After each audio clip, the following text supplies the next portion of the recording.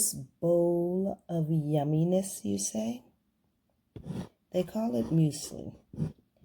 And it is so simple to make.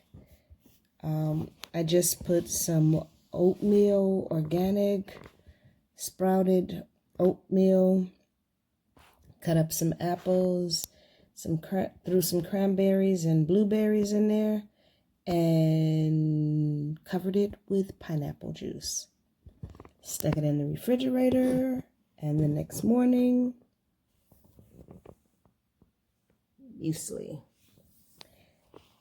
Now, I personally, you're supposed to be able to eat it cold, but personally, I still heat mine up because I just think oatmeal should be warm.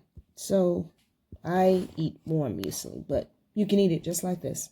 And it's pretty, right? I will heat it, add some flaxseed, a little molasses because I would like it a little sweeter, but you don't have to make it sweeter. That's just my preference because I'm sweet and savory. But, yep, muesli. Enjoy. Okay, breakfast. My muesli, I added bananas. I added avocado, kiwi, and grapefruit, along with a side of beans and rice to hold you over. Enjoy!